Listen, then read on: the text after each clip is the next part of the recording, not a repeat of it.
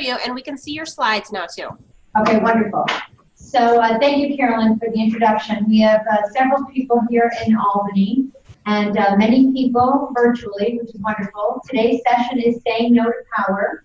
Joshua Toast and myself and Rich Agnello are going to form a little panel. So we've got some Q&As that we'll do throughout. We have a question from Jennifer Rudes that we'd like to ask at the end. And like Carolyn said, and Jamie always emphasizes, please use the chat feature because we'd love to see your questions and answers come in.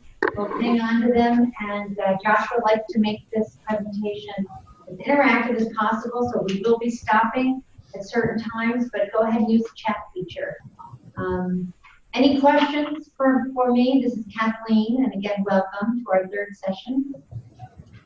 Okay, hearing none, we'll do logistics at the end for the next month's program, but I'm going to let Joshua Toast go ahead and take it away. Thank you, Kathleen. As Kathleen said, my name is Joshua Toast. I'm the RF's Chief Compliance Officer. And this is going to be a little unique. I've given this presentation, I think, 2 times before, but we're going to try to change it up a little bit and have more of a panel discussion. I'll reiterate what Kathleen said. The intent is for this to be a dialogue, not a monologue. So for those in the room, please ask any question at any time. I really appreciate it, so we can have a conversation about things that are happening with respect to your jobs and your careers here at the Research Foundation. And if you're online, please do the same, whether it's through the chat feature or whatever makes you comfortable. But really, I hope this is interactive. Throughout my career, I've had people tell me that one of the benefits to having me around, and I don't know how many there are, but one of them anyway, is that I'm very comfortable disagreeing with people, saying no to power specifically. So that when you're in a meeting and 5 people have an opinion and you disagree, sometimes you're a little fearful to be that one person who says something different. We're going to talk a little bit today about why it's important to be able to say something different, to say no to power, to disagree with your peers respectfully. So we're going to talk about why it's difficult, we're going to talk about why it matters, and we're going to talk about things you can do to make it easier to say no to power, and we're going to talk about things that you should stay away from, like more miserable, if you do them. So we're going to go right forward. Now, I'm going to start with a video, and what I'd like for you to think about when I show this video is just ask yourself while you're watching it, would you want to work at this company? And hopefully, Isn't that right there? Yes.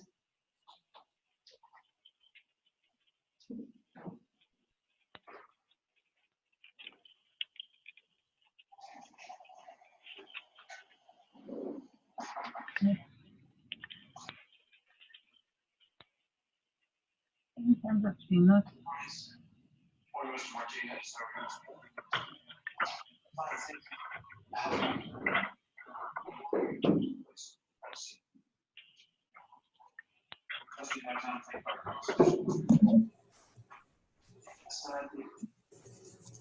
Can't hear it.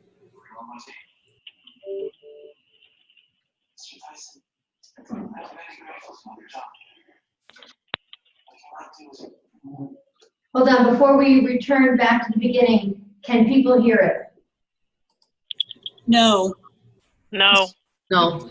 You can tell that the volume is on, but it should be a little louder.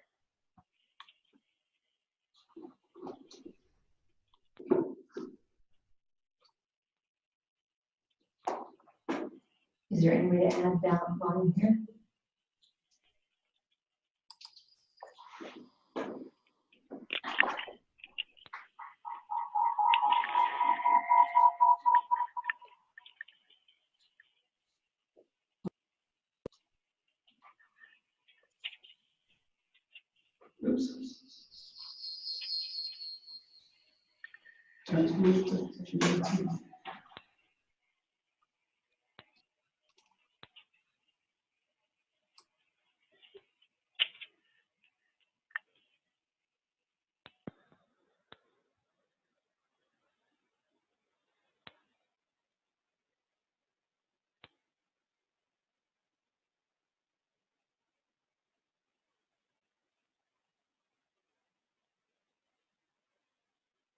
There's no sound at all.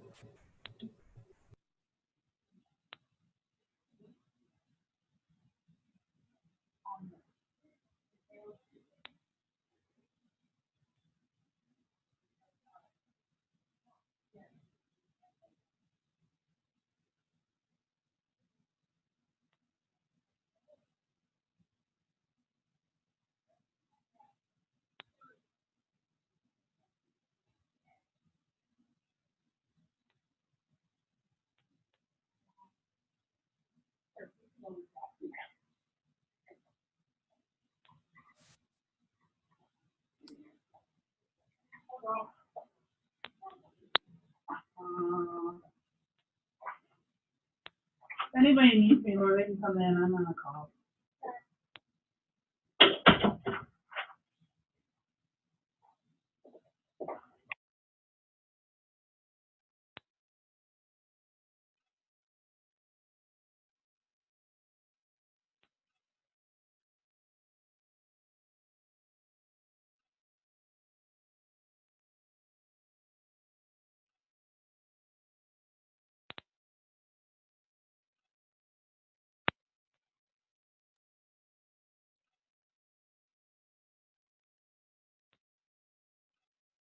My team? Mr. Tyson, I am very grateful to have a job here. But I cannot do as you have asked. And why is that? Because it is wrong, sir. And it would be dishonoring to my God and my family to lie on that report.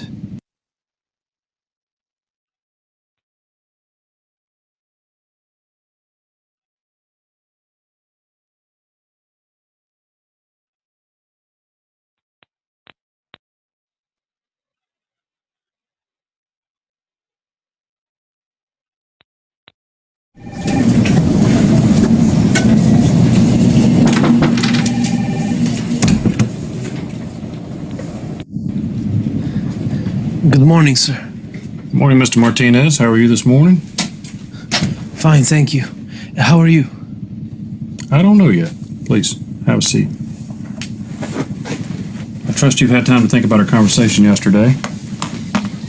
Yes, sir, I did. And what did you decide? Are you on my team? Mr. Tyson, I am very grateful to have a job here. But I cannot do as you have asked. And why is that? Because it is wrong, sir. And it would be dishonoring to my God and my family to lie on that report.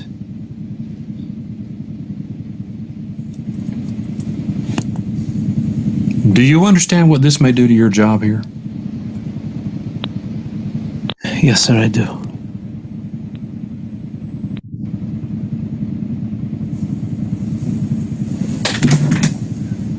Javier, may I shake your hand? Young man, you just gave me the right answer. I've been looking for someone to manage inventory and shipping, and quite frankly, you were the last person on my list. But I need somebody I can trust. Will you take the job? We'll adjust your pay. I would be honored to, sir. Good. Then the job is yours. Now, Walter will go over all the specifics with you, and I'll make the announcement to the staff on Monday. Congratulations, Javier. Oh, and Javier, thanks for your integrity. It's rare. Well done, Javier. After 6 times, I was getting discouraged.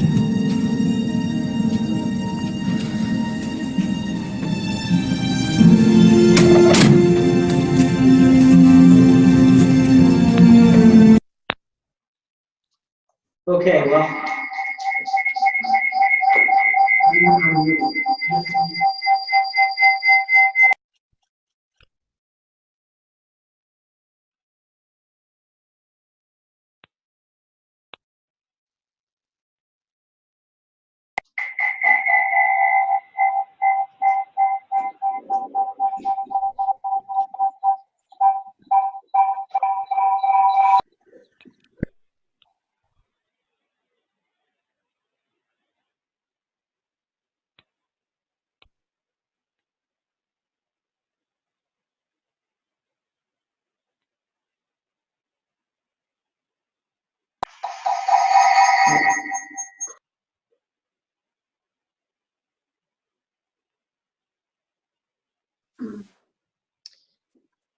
So this is Carolyn. When you unmute your line, we can hear the echo. Is there a way for you to connect through the computer audio, Joshua?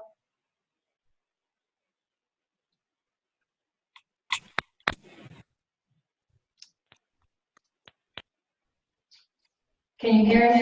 Now, yes, talk again. I'm not sure if the echo is going or not.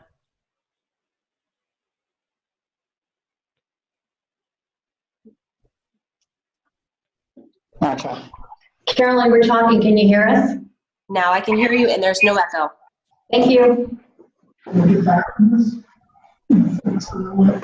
Okay, so I really do apologize for the technical difficulties, but we're going to just plow forward. So hopefully, while you were watching that video clip, you were thinking a little bit about whether or not you would want to work at that company. So if there's anyone, and it's hard to see online, some people don't have video, but is there anyone who wants to say they did or didn't want to work at that company? And you can choose that feature as well.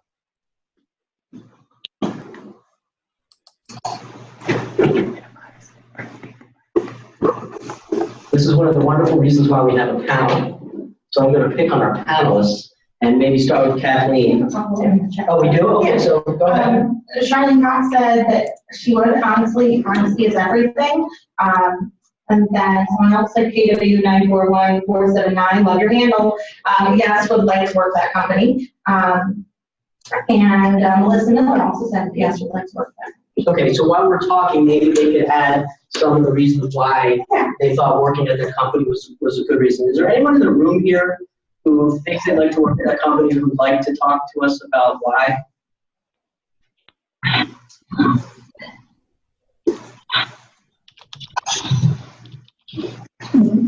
Yeah, anyone here in the room? So yeah, this is Rich. Yeah, I get it, and a little bit of Hollywood here, and I guess I'd like to work for the company that promotes integrity and honesty. Maybe just a quick discussion about whether that's the way we test someone's integrity and honesty. It seems as though this individual was significantly leery about whatever they asked him to do, but they were asking to balance his livelihood with potentially not doing what they asked him to do. I don't think we ever want to put someone in that position here. So just my 2 cents. Right. So you had the boss, you had Javier, who was the applicant or the candidate for the job, and you had Walter, who was the guy in the back. Right. So you had these 3 people. And just so everyone's clear, what they did was they came up with this scenario where they were looking for promote someone internally for a position. Which was obviously, they were sensitive to the ethics because, of the inventory. And obviously, whenever you're the person who can manage inventory, there's always the concern that inventory can disappear, right? So having good, solid ethics and being a trustworthy person is important in that position. So the boss, in theory, came up with this concept of testing people. Again, internal candidates. Javier was the 7th candidate that they tested. 6 prior candidates failed, right, this test. So I use this clip a lot when we do our ethics training, and we talk quite a bit about the ethics of the situation. Was it appropriate?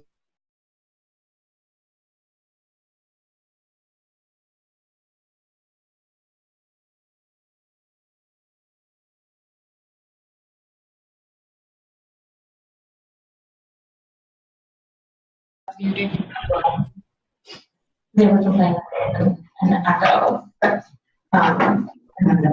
So Steve, can you guys hear us now? Just let us know in the chat pod, and then how's that echo?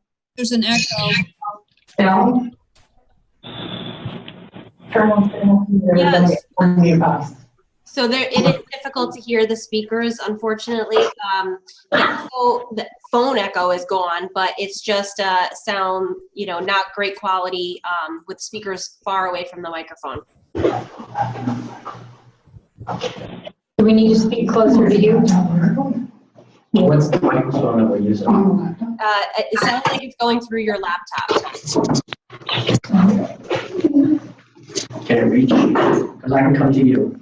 You can reach a little bit. Want us to try calling in?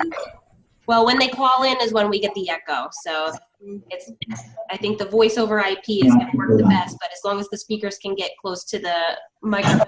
Are we muted right now? We shouldn't be muted. Is there can you hear me now? We can hear you now, but it might be better if you sit down so that you're closer to the microphone. We can just stand here, we can watch her, so you just stay here. Okay. How's that? Let's see. Is that better? That is a little better. Okay, so do me someone just do me a favor. If you can't hear me, as this is happening in real time, just let me know, all right? You can't hear it all.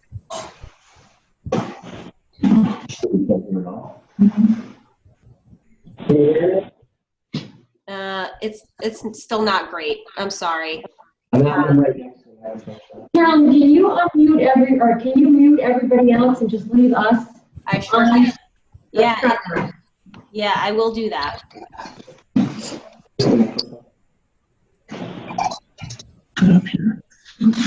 And then Josh was going to talk, and then could someone use the chat feature to tell us if they can hear better?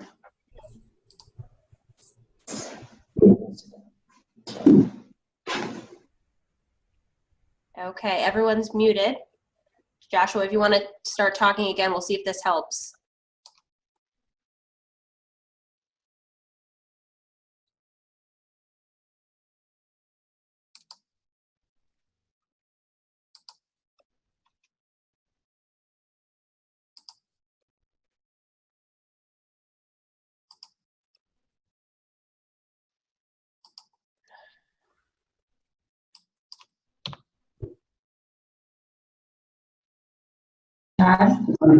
Okay, now we can hear you. Whatever line you just unmuted, that's the one that needs to stay open. That's the one called Todd, Carolyn. Okay, so the one that says Jamie Kingsley has a line through it, so that means it's muted, but I'm not sure which phone number is the host number. Todd is the laptop and our source of sound. Todd, it says? Yes. Oh, Todd. Okay. The Kingsley one is just to give you a visual in the room. Okay. Only. Good. I think we can start testing if you want to start talking again, Joshua, to see if this is going to work now. Sure. How's that? I think that's better. Fantastic. All right, we'll try it again. So we were talking a little bit about whether or not we'd want to work at this company, and Rich was just talking to us about, he questions the ethics of what they did, right? So I know a couple of people had said that they were interested in working at the company because honesty is really important. So Someone that shared, Nada shared the opposite usually. Maybe I'm reading too much into it, but I don't know that I appreciate the deception in the employer's test.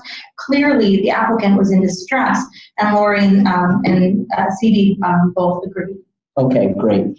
So I think reasonable people can disagree about whether or not we want to work for this company or not. When I first saw this clip and wanted to start using it for our ethics training, my feeling was, wow, this is great. This is a company that cares about ethics. And I only had to watch the clip a couple of times to completely change my mind. So I'm not really going to spend a lot of time today talking about the ethics of this. If you want to learn more about the ethics of this situation, you can come to the ethics training. But Kathleen? Yeah, the first time I saw this, you had presented an ethics training, and I told you about an example of somebody that I know that applied for an airline job in LA, and at LAX, Van picked up all the people that wanted to be flight attendants for this particular airline. And what was happening was that it was actually an HR manager driving the van in the sense of the people on the van. Did they say thank you? Did they? They're having a hard time hearing you. Oh, that's a good story. I think if we could turn off that. Can't hear you. Okay, so Carolyn, I'm speaking, but you can't hear me? Oh, there's no clarity. Kathleen, so we couldn't hear you, but try again here. Okay, I was saying, I recall watching this video and your reaction to it, that, like Joshua said, was actually the opposite. Initially, Yeah, it's still not coming through clear enough, Kathleen. all right, that's okay. It's my really deep voice that does it for. I'm gonna go lower. Can we get for a second? Todd, is it possible to turn off all the microphones and just dial in so there's no, just all the microphones on? Yeah, let's try that.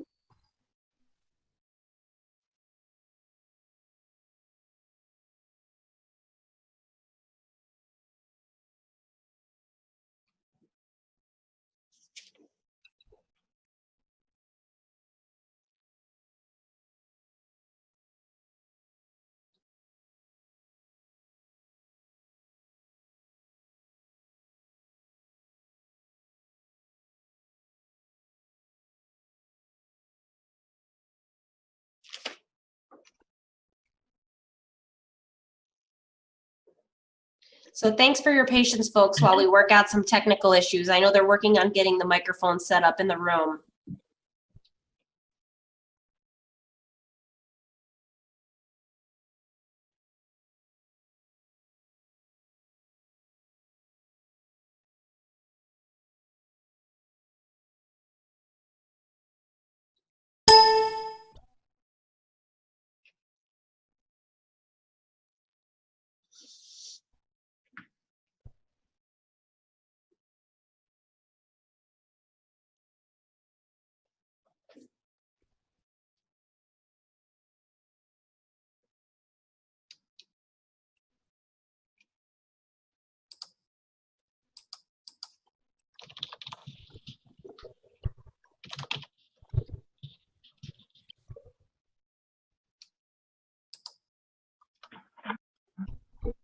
All right, Carolyn, can you hear us now?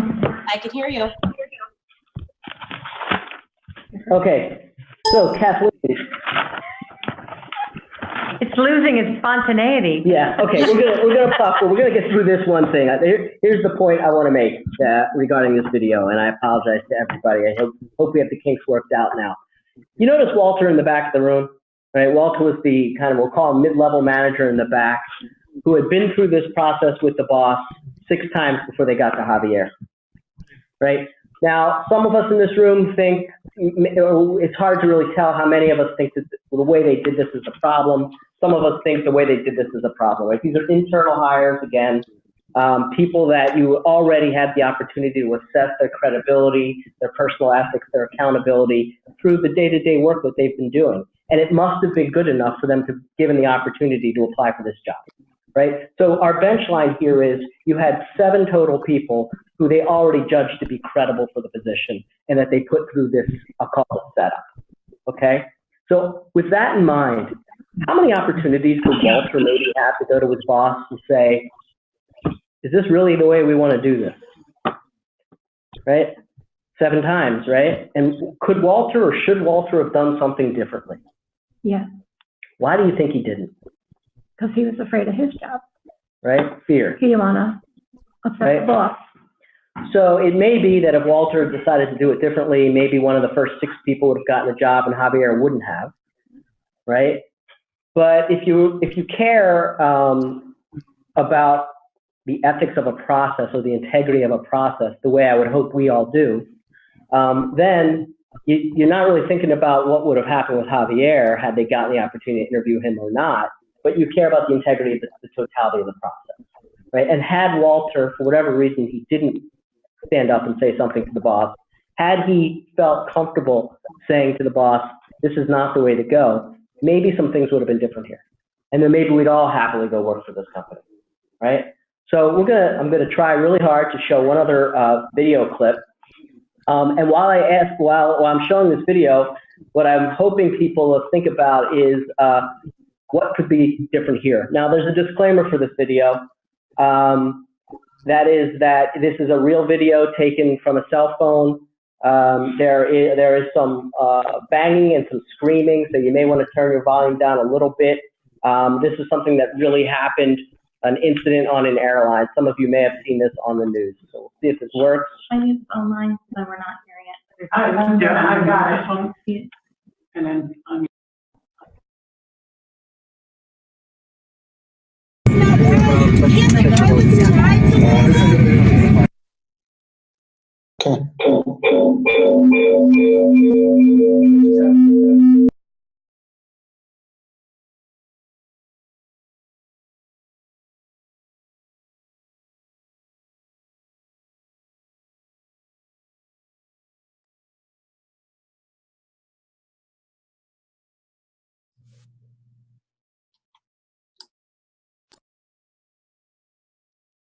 Causes too much. Someone's got to just give me control of the thing again. Of the Prezi.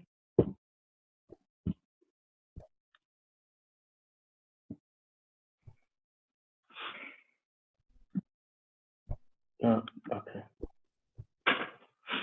All right. Can everyone hear me okay? Carolyn? Yep, we can hear you. Okay, great. Thank you.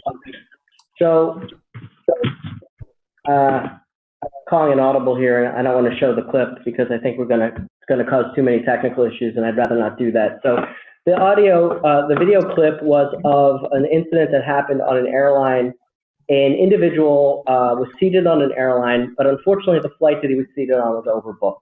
Something that happens regularly. I'm sure the airline before the flight asked for any volunteers to step off the plane, and I guess they didn't get enough volunteers. Bless you. Didn't get enough volunteers, and this particular gentleman was asked to leave the plane. He refused. Apparently, he's a doctor who was scheduled to perform a surgical procedure on someone a day later, and he felt that was more important, so he refused to get off the flight. The airlines called airport police, and the airport police showed up and very forcibly removed him from the plane.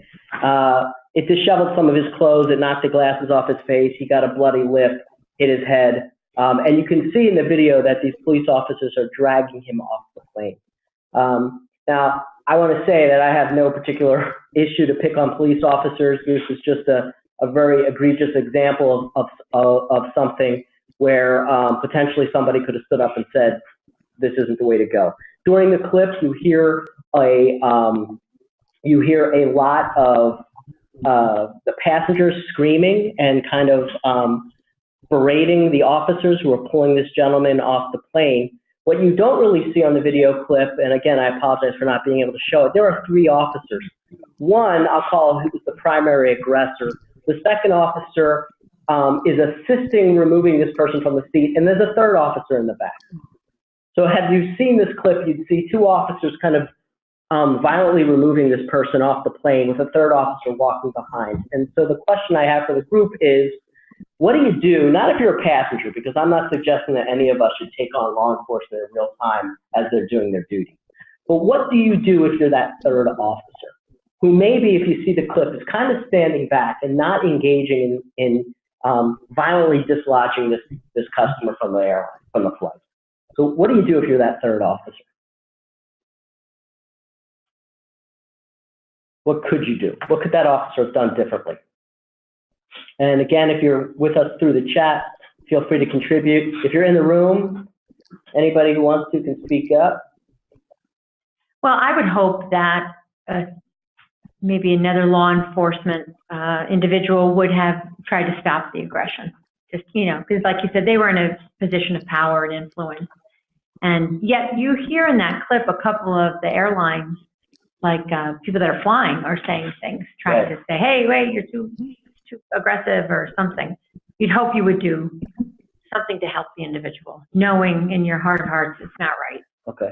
So what are, yes, go ahead, Jen. Yeah, the group tends to agree with you, Kathleen. Several people that speak up on how they're removing the passenger, perhaps intervene and attempt to de-escalate, trying to fuse the situation and talk to the passengers and the officers.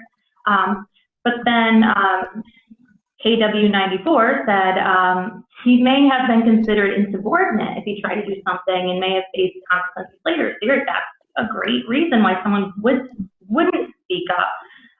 And then Charlene Cox said, I would like to think I would speak up and diffuse the situation. Okay, great. Thank you for those contributions. Did you have something? If I was that 3rd officer and I had the ability, I believe I would have called or gotten hold of somebody with more authority over those 3 officers to de-escalate the situation. Yeah. Because obviously they have to have someone who's over them that can come on and kind of take care of the situation, what was going on. And I did see the video before. Yeah. What was going on could have maybe been taken care of right then. Taken down. Okay, great. Thank you for everyone who provided input. So, boy, it's hard when you have kind of different opinions to agree with everyone, but I do. I kind of agree with everyone. One, I don't think it would have been, I think it would have been obnoxious for another passenger to get up and actually physically confront the police. That would have been a mistake, right? That would have escalated an already bad situation. I also think it was probably appropriate for the other passengers to kind of scream out and try to calm the situation down by maybe putting the officers on notice they were being overly violent. In the moment, the officers might not even realize how violent they were being. They were just trying to do their jobs, and it escalated quickly. So the other passengers giving their input was really good. I want to really focus on that third officer, and there were some comments about that. You know, when you're that one person who's assessing the conduct of your colleagues, and this is an extreme example because it involves violence, but even in our workplace and other workplaces, you know, you got to start to wonder why people are afraid to come forward, right? What makes it so difficult? What are those things that make it so difficult? Someone mentioned fear earlier. I think that the person on the chat feature, the nameless number person said that it had really to do with, read the comment again, because I thought it was a good one. Let's see, he may have been considered insubordinate if he tried to do something and may have faced consequences later. And then later Brian said, it's hard to know because we lack the knowledge of the protocol. Right. And if there was protocol, then that might make it even harder to say no if you feel like the protocol doesn't make sense in that situation. But think about that comment about being insubordinate, particularly in a paramilitary type environment like law enforcement is. Being insubordinate is a big deal, but that can happen. You know, insubordinate's an interesting term. It's maybe an outdated term, but you can be accused of insubordination in a lot of contexts, right? So if you're that one person and the group thinks that there's a way to do something, if you're the one person who's saying no, there is that fear that you're going to be accused of being insubordinate or a naysayer or don't have shared common goals, right? So I just want you to think about that a little bit in the context. And then this next slide that we show, where the headline is Southwest Airline goes above and beyond to help a passenger. This is the story, and I'm probably forgetting some of the facts, but you had a person on the plane whose son was struck by a very significant injury. And I think the story goes that there was a belief that the injury was terminal. And the lady was on a plane. She was headed out of town, and basically they had to make a decision as to let her off the plane. At the end of the day, it violated every single rule they have about disembarking passengers. And what the pilot and the crew decided to do was break the rules and I think land the plane and allow the passenger off the plane so that she could go be with her son, right? So they took all the factors into, they reviewed everything and they said, you know what, it isn't the right outcome. Notwithstanding the rules, it's not the right outcome. To just say steadfast towards the rule, the application of a rule in the face of something like this, we're going to do the right thing and allow this mother to be with her dying son. And they did, right? And they did this because they weren't afraid to say, you know what, the rule's guiding us to a bad outcome. We're saying no to that rule, right? Very difficult. And, you know, saying no to a corporate policy, particularly one that's health and safety related, is a very difficult one. Yes, Jenna. We had two folks, Will and Christine, who responded to what makes it so difficult to speak up. And Will said it comes from a person's past where they don't want to disappoint the parents. So it's why people hate to disagree with a superior. And then Christine said in a business setting, it often comes down to the difference between being viewed as aggressive versus assertive. And so having to kind of walk that tightrope. What are some other reasons why people think it's difficult to say no or to disagree? And again, it isn't just about disagreeing or saying no with your boss or to power, quote unquote power, but it could be your colleagues in a group setting. You know, there's 10 of us in a room right now, we're having a meeting. It isn't about hierarchy, right? It's about getting the best solution. So why is it sometimes so difficult to be that one person or the one of those two people with a different opinion? What are some other reasons? I think those two were good. Does anyone else have any reasons they think? Maybe someone on the panel? From a root perspective, at base, it could be just fear of embarrassment over being wrong, which, you know, sounds kind of elementary, but it's true, I'm sure. So, you know, with that in mind, thinking about that one person who may, we're presuming, disagree with the actions of the other two people, or speech or position of other two people, taking it out of the airline example specifically, there was a technique we use in negotiations called the caucus. As that person who may disagree with what's happening, you know, call for a quick timeout. You know, it may not work in the two officer situation, but hey, let's time out, let's talk about what's happening right now. Is this really where we want to go? Here's what I'm thinking.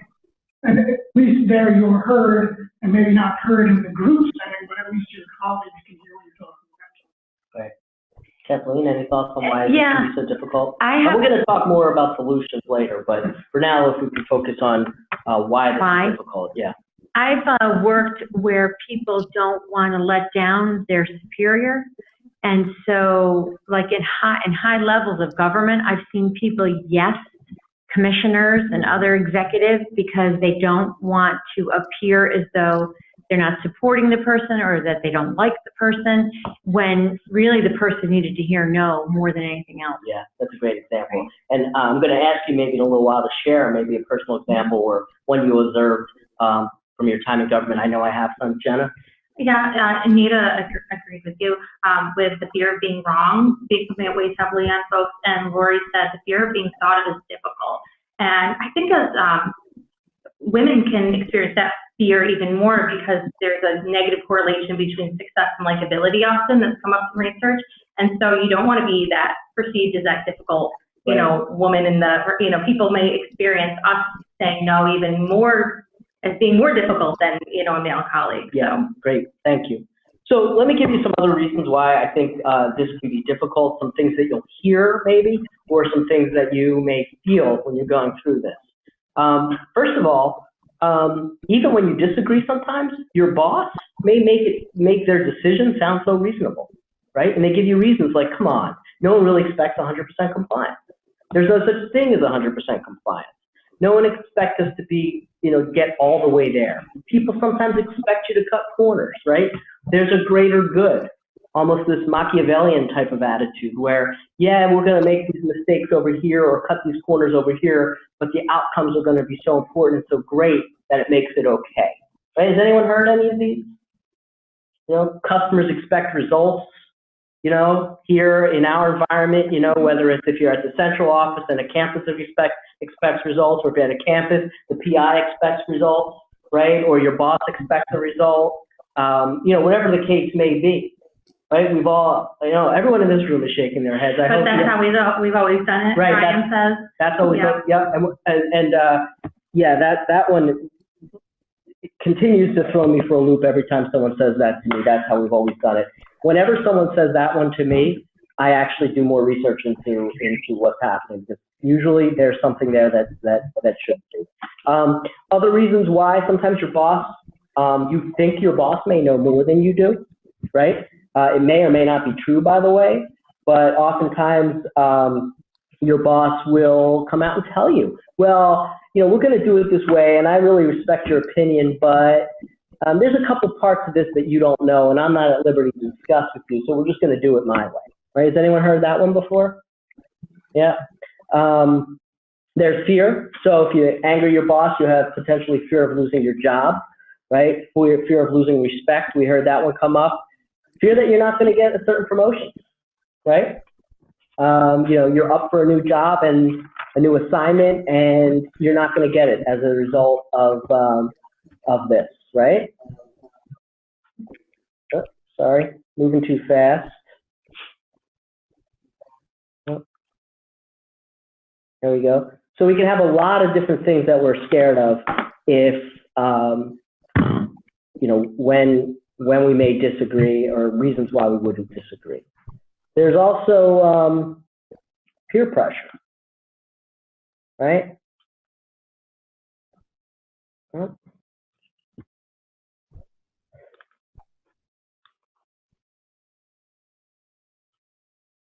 right? So we all kind of have a desire to get along, right? No one wants to make waves. People want to kind of go along to get along. Sometimes you think, well, you know what? I don't make enough money to be the one person to come forward and do this. Why should I risk what little I have in this situation? It doesn't make sense. I don't want to make waves. And a lot of people, you know, don't want to be the one to step forward because they just want to cover their rear end, right? Are there anything here that that maybe we missed, other reasons why this might be a problem?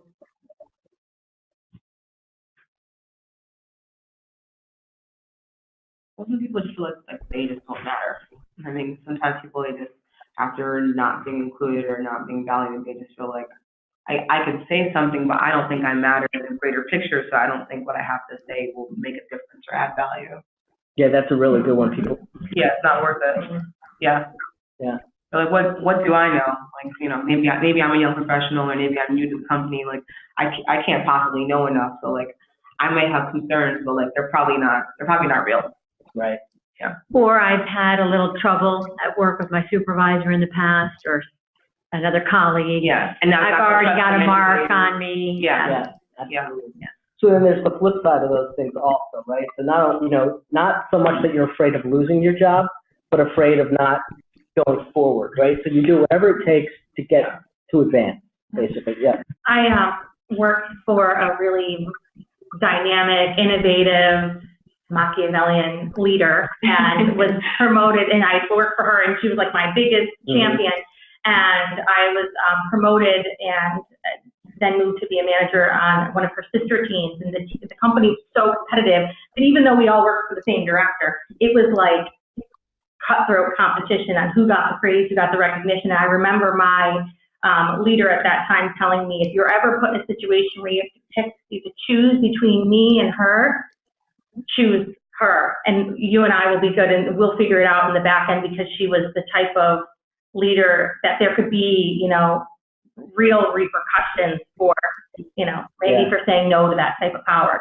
She just wielded it in such a Machiavellian way. I thought it was really interesting. So like, I've worked for her for, you know, forever. She's great. But then you see the other side of someone sometimes when you're in a competitive and you're not on their team, and they're not shepherding you anymore. So you brought up a personal example, and feel free to cut off the level of personal share you want to make.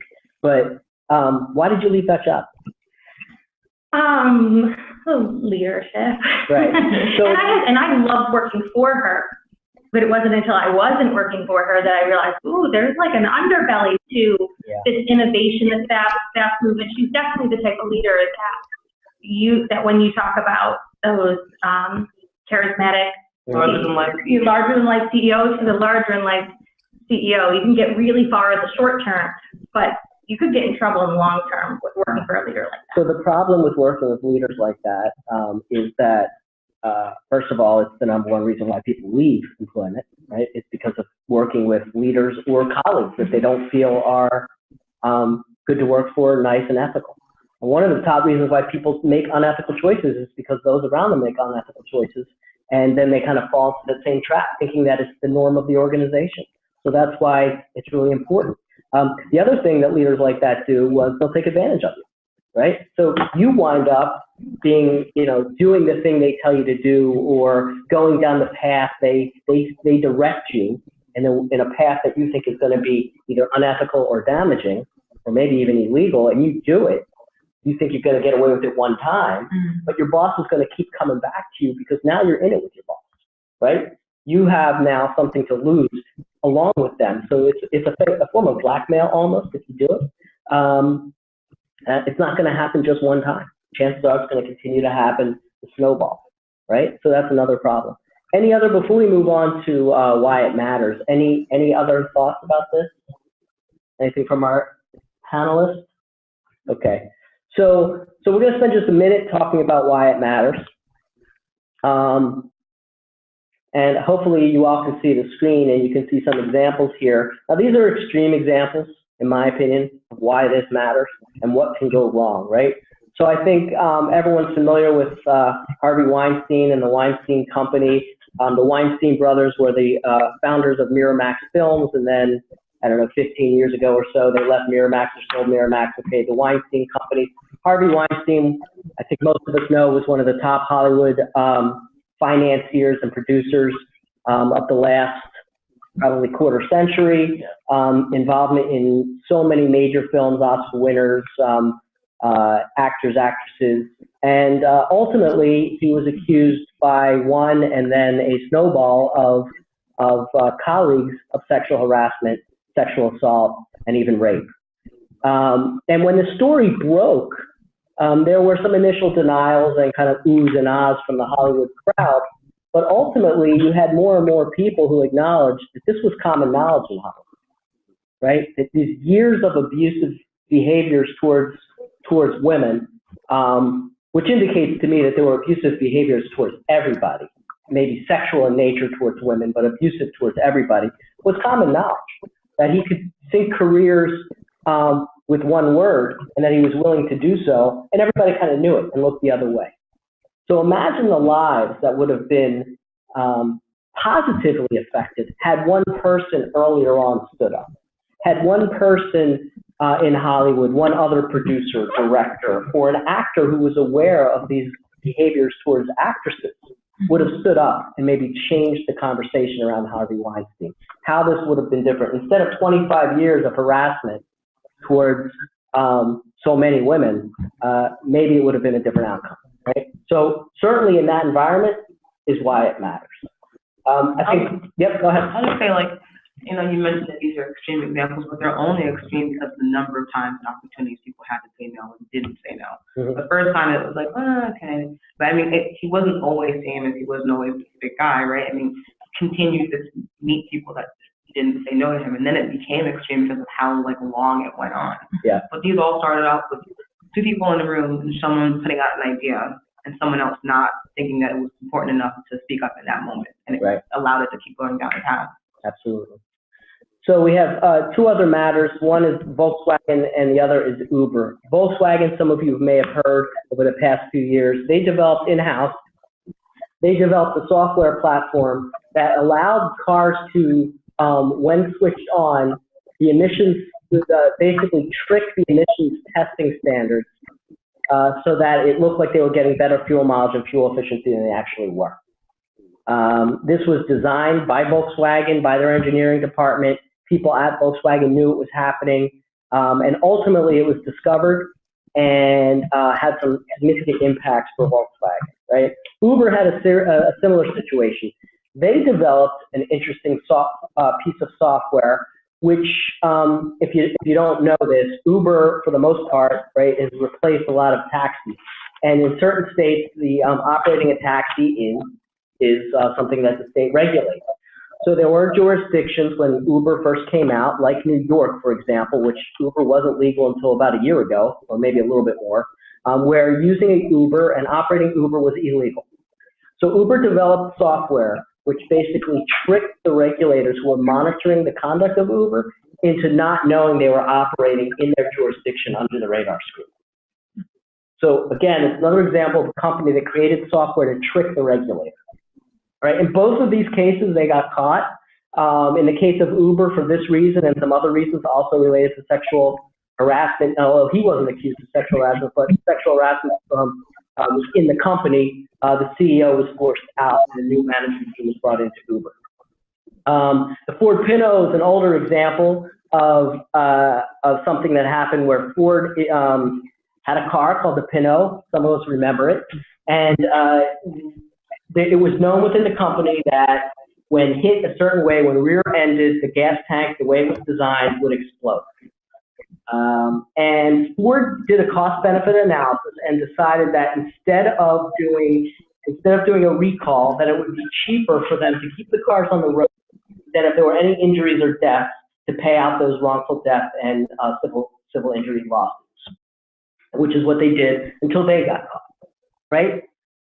So here's the question for the group with that background. What do all these cases have in common? I didn't mention Enron. I think people know what Enron is. Again, it was financial mismanagement at the very top. What do all these things have in common? I gave you a hint in talking at depth about one. Lack of integrity, Melissa said. Yep, lack of integrity. Thank you, Melissa. Money over what is right. Yeah. From Lori, and then from Brian, behavior continued until they were caught. Okay. Those are all, that's all true, all very much in common. So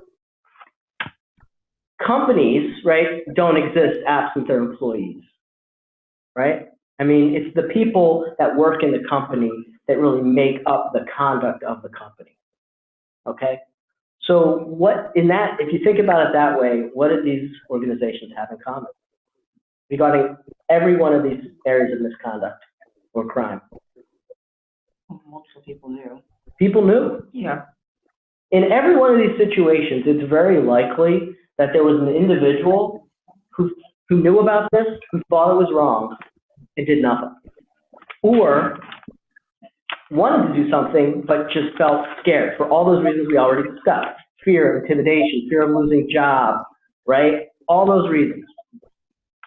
Yep, and here we have greed, we have no one spoke up to the wrongdoing, crooked management, acceptance, and they knew, and then Melissa said afraid to speak up. Right, right. So for me, it's interesting. I spent 9 years in the U.S. Army, and I remember, I don't know if any of you know what Abu Ghraib is, the Abu Ghraib scandal. Abu Ghraib was the prisoner of war scandal that happened during the Iraq War, where it was basically a handful of U.S. soldiers whose job it was to basically they were corrections officers for the POW prison, and they were caught abusing the POWs. Horrific abuse, right? Any level of abuse was horrific. And I remember when this story broke, I went the day before. If I was out in public wearing my uniform, I remember a sense of pride about wearing my nation's uniform. And then the day after this story broke, I remember that I didn't want to be out in public wearing my uniform. That the amount of guilt I felt just to be associated in any way with these 5 individuals who did this, whom I never met and didn't know at all, right? I felt so much guilt that I was ashamed to wear the uniform, right? It's only the acts of a couple of people that can really negatively impact everybody. And had a 6th person that maybe observed the abuse happening said something, that maybe would have righted the ship, right? Mm-hmm. Has anyone ever felt like they were in one of those situations where something happened and maybe you knew about it and could have said something, or didn't know, and then when it happened, you felt that negative impact? Yeah, I think I shared a story with you the other day on when I worked at my last company and I managed a high-performing team, and there was a series of events, and we were on the road, and one of my employees ended up getting in a car accident, and all of the events were really, really close together. It put him on the road super early in the morning. This car accident happened at like 4 in the morning. He's driving, it's dark, after super long hours, and I always regretted not saying something to my vice president that we need to get more, we can't sustain these events with just our team. We really should, hire some temps, hire a local production team to help us so we're not, sending the same folks on these, 20-hour days over the course of 10 days. No one ever blamed me. No one ever said, oh, it's your fault. And they probably, knowing the people, they wouldn't have listened to me, likely. But I would have felt better if I had said something, because I've always felt guilt that, and he's okay, he's fine. But I've always felt terrible that he got in an accident. I felt like it was because we created an unsafe environment for our employees. Mm-hmm. So that's been a big kind of life lesson takeaway for me. Okay, thank you. Does anyone else have anything they want to share? No? Well, I would just add, this is Kathleen, that you always get caught. It's been my experience that there isn't a time where I have either investigated a situation or had a family situation where the truth didn't come out. Or even if you look at the news and you see people talking about they knew about something. Nobody is a friend forever. And so the reality of it is we only can really vouch for our own behavior in life. That's how I feel. So then when we think, let's say Janita's giving me some information and I'm going to hang on to it, but it's, you know, it's not good. It's not healthy for the work environment. It's going to hurt her. The thing of it is, when people come a-calling and investigate it and interview me, I'm going to tell the truth. So why didn't I just tell it in the first instance? Yeah. Yeah. It's just what happens.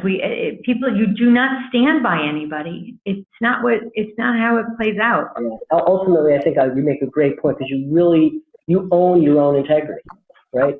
No one, I mean, there are situations where it can be, you can feel a lot of pressure to do something you don't agree with, or, you know, something that you think is wrong. But at the end of the day, that's your choice.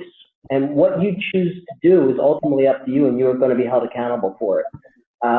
So it's always something you should keep in your mind. Now, I want to draw a line here. I want to make a distinction, right? These examples I just showed were examples where people were told to do something illegal, unethical, we'll call it immoral, okay? Not every situation at work where you disagree with your boss is illegal, unethical, or immoral, right? So we're going to start talking about some things, some do's and don'ts on how to build comfort and how to set yourself up in the position to actually say no or to disagree with colleagues or your boss, okay? Sometimes those disagreements may be over ethical or legal grounds. Sometimes it might just be that you don't agree with the course of conduct to achieve a stated goal, and that the conduct that the group wants that you disagree with isn't illegal, it's not immoral, it's not unethical, it's just one you don't think is going to drive a good outcome. You should still feel comfortable disagreeing, right? So I don't want people to think that we're only talking about legal situations or moral situations or ethical situations. There are gradations of this where there's going to be times where you're just in a meeting over a policy and you have a legitimate disagreement. But what I guess ultimately we want to do is encourage people to put their ideas on the table so that the best ideas are discussed and not just the ideas of a few. Okay? So this isn't just about whether or not to break the law or act unethical. It's about actually trying to achieve our corporate goals and values and mission. Okay, so let's talk a little bit about some of the things that we can do to put ourselves in a better position to, again, say no to power, disagree with a teammate. It might even be disagree with a loved one or a spouse or a child, right? What are the things that you can do to put yourself in a better position to feel comfortable giving your point of view? Okay, so first of all, it was really refreshing when the RS president, Jeff Cheek, started here 2.5 years ago? Yeah, it'd be 3, yeah, 2.5, 3 years ago. I always get it wrong. Jeff kind of corrects me, but I think the outcome is the same. I always say that Jeff looked at his team and said, challenge my paradigm. He says I misquoted him, but I think the effect is the same if you would agree with me, Kathleen. Yeah. That he was basically saying, challenge yourself and me, challenge our preconceived notions, and be willing to stand up and tell us and challenge those things in our group respectfully, okay? So what he was basically doing was giving his team, right, the ability to disagree. He was agreeing on disagreement, right? Sometimes that happens. So the foundation to this is to get into a position where 2 or more people are working together, agree that it's okay sometimes to disagree. That's number 1, right? Right? Then you have to agree. If you're going to agree to disagree, you kind of have to agree when to disagree, when it's okay, when it's not okay. And we'll talk a little bit about that, right? We'll talk a little bit about earning the right to disagree. Because quite frankly, if you have maybe a history of problems in the workplace, maybe you haven't earned the right to disagree because maybe you set yourself up for failure so many times that people don't respect your opinion as much. Sometimes it's okay to ask for permission to disagree. But then if you don't get permission and you feel strongly about it, you have to figure out how to disagree even without permission sometimes. And then we'll talk about some things that you should absolutely never do because it's going to wind you up in a bad place. And maybe some of your worst fears will come true if you do. Okay, so first, agree to disagree, right? I talked to you, I mentioned a little bit about my boss, and when he started, he basically said, agree to disagree. And I think for the most part, it's been a truth. He's held himself accountable, and he's held us accountable.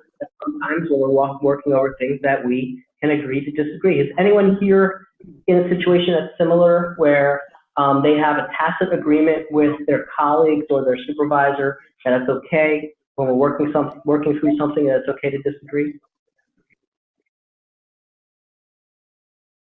I don't feel like we've ever talked about it, but I feel like that's the culture in which Kathleen has provided for our team. Like when we get together and we're brainstorming, it's really obvious that we're going to have different, points of view, and that's never been an issue. So I feel like it's been an unspoken, way of doing business, and it serves us well. So we're not just always doing things that we did, last time we talked about how we can make things better. We have postmortems on projects and say, how can this be better next time, which is inherently disagreeing with what we just did because we're creating a new plan. So I feel like she creates that environment for us.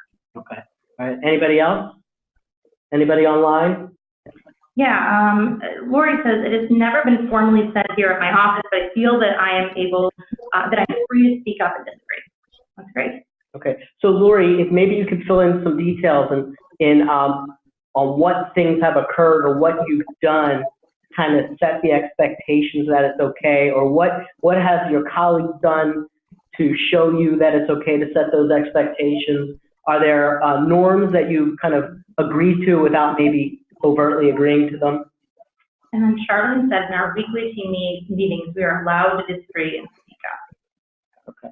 Okay, good. That's sort of the leadership approach to saying no to power, which is creating an environment where it's okay to disagree. I mean, just professionally, respectfully, and people start getting good at it after you practice it a couple times. It's not easy the first time, maybe with a new supervisor, but once you practice it and you see that the ceiling's not going to fall in on you, that I think they do it. And we're a very forgiving organization, so I always say that, the cover-up is far worse than the actual mistake that somebody has made. So there's two groups of people that have the opportunity to set the expectations around this, right? It's one, a leader, a supervisor at any level, and hopefully, for those of us that are supervisors, we actually do set that expectation. But if your supervisor doesn't, right, you can be the one. So the other group is, we'll call it the team, right? The team can set that expectation by actually confronting it head on, which isn't always easy, and we'll talk about some of the things we can do. But it would be wonderful as leaders, and I think from a leadership perspective, we are hopeful that all leaders at all levels of the Research Foundation actually set this expectation. I know with my team, I tell them regularly, I hope they believe me, that it's okay to disagree with me, it's okay to challenge me, it's okay to confront my ideas and my preconceived notions. We have some caveats to that. I don't want to be embarrassed in front of a large group of people. They can flip me notes necessarily. Don't make a fool of me because I would make a fool of you, and just be respectful, right? Which we should be that way anyway. Whether you're disagreeing with your boss or a colleague, we should always be respectful, right? So I think those are simple expectations and norms. I know amongst our leadership team at the Research Foundation, we have a page full of norms of how we're going to act and treat each other during our leadership team meetings. I wouldn't say we abide by all of them 100% of the time, but these are our shared goals. These are our shared values. We came up with them together, and we all work very hard to try to respect one another through these norms. Jenna, there's some comments on the chat. Yeah, you had asked Lori to go a little deeper with a response. She said that they're encouraged to speak up and offer ideas, and if we do not agree with the way a procedure is, we can offer a new way of doing things, and it's discussed together. Will provided kind of a challenge that he's experienced. He says, my challenge is when there is a disagreement and then a plan to come back together to work out an agreement. In the process, someone who initially agrees to the plan then changes the plan and others start to cave in, so then more folks just kind of start to agree. So it becomes like this, I don't know, that group thing, or wearing people down to get them to say yes. And yeah, I mean, teams, I can appreciate where Will's at. Yeah. Groupthink is definitely an interesting thing to try to overcome. And I would argue that some of the things we're going to talk about are some of these setting the expectations and agreeing to norms not only help overcome these issues with the direct relationship with your boss or a specific peer, but also in group dynamics, in group situations. So let's talk a little bit about that then, asking for permission, right? If your boss doesn't set the expectation, as Kathleen said, and I confirm, I hope we all do as leaders, right? But how do you ask for permission? What things do you have to do to ask for permission from your boss or from your peers to disagree or to say no? What are those factors that might be helpful?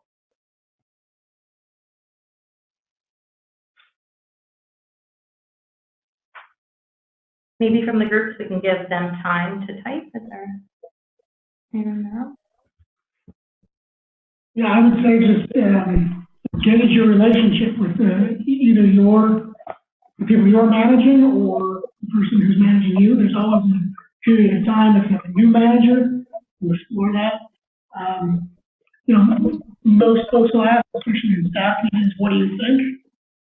Early on, you might want to test that or on a private meeting and say, do you really want to know? Or because that's your opportunity to offer what you think, and not always about disagreement, but just other opinions or opportunity to speak your mind.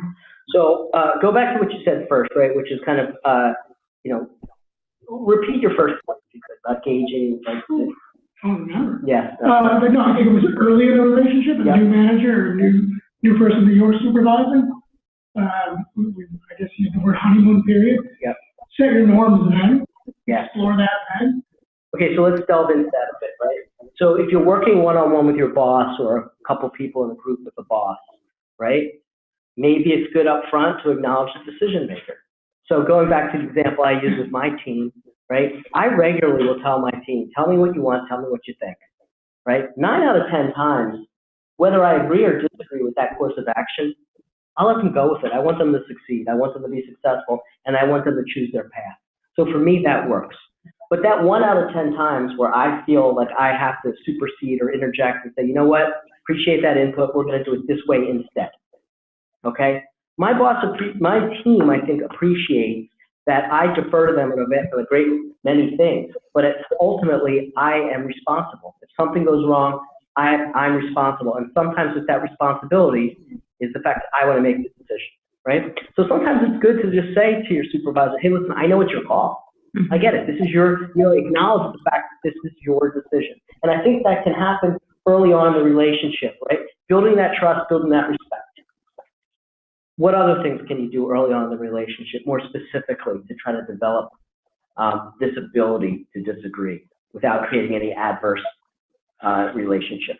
So I think, like, when you talk about acknowledge who's the decision maker, I know this is your call. I think that's more for people who are maybe in that kind of upper level when you're kind of leaders in different departments and you're trying to figure out who amongst these leaders can kind of take the lead. Mm-hmm. But when you're talking about, like an employee to supervisor, it really doesn't need for me to say no, it's your call. We both understand that that's the dynamic. I think what makes more sense is, I think what Rich was talking about earlier, which is kind of gauge where the relationship is going and get a feel for different people. Like I know for us, we, through mentoring and other programs, we've worked on things like learning your DISC style.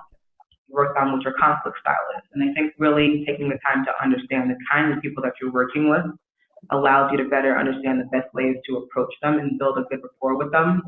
And so, someone coming in brand new, maybe don't jump out of the gate and, question every single thing and say no to everything. Take some time to kind of understand where people are coming from and what the culture is before you just dive in. You need to kind of build that up and build your own credibility up before you, start being the naysayer. Okay. So, thank you. Does anybody else have any comments on that? Okay. So, all this so far is easy, right? You're a boss of a team, there's expectations and norms, right? Or if your boss didn't set the expectations, you ask for it. Hey, is it okay? Sometimes we disagree. Or you're assessing the situation in real time and realizing your boss is asking for input or whatever, right? That's when it's easy. No one really is going to struggle with that unless you just happen to be someone who doesn't like to talk about a lot, right? But there's not much we can do about that. But in the vast majority of people, when asked for their opinion and given the opportunity, right, there's not at least that fear factor anymore. What if you don't get permission to disagree? Right? What if this expectation isn't set? What if that's not the norm? Right? And again, we may not be talking about your boss directing you to do something illegal or unethical. It may just be your boss is making a decision to expedite something that you think is going to have negative consequences for the overall mission or goals, right? It might just be a routine business decision. What do you do if you don't get permission? So we'd have like a big presentation coming up at my last job, and we'd have like the presentation before the presentation, which after I read Political Savvy, which is a book that Jeff Cheek had recommended, I realized is a form of creating alliances before the meeting. So you try and get a few key stakeholders on your side early on. You make them feel special. Like, oh, I really would love your input on this because we're going to present it to so-and-so. And it's not out of malice. It's out of the fact you've got a big hill to climb. And you can't afford to have everybody hear the idea at once. And so it's kind of a way of, helping some, trying to get some in some more private situations where that person might feel like they need to say yes or no in a certain way in, for the big presentation. But early on, you're trying to get some yeses or get some input in a more private setting. I think it goes back to like the saving face with the leaders, not wanting to create disagreement. So if it was a challenging topic, we'd have those, meeting before the meeting or the meeting after the meeting to try and, help. Right. Get an idea across the line or what have you. Okay. Thank you. Anybody else? We have one online now. Yeah, okay. Yeah, I think if you don't feel you have permission to agree or disagree, you are put in a position of surrender, which is never where you want a team member to be. Okay. So I'm good. This is going to be hard. Bear with us. So what do you mean by surrender? We'll give you a minute to type, but Christine, what do you mean by surrender? And then anyone else, while we're waiting for Christine, does anyone else have any thoughts about? It doesn't matter anymore. Okay. Yeah. All right. So that's really interesting, and I'm glad you said that because that's what it can feel like, right?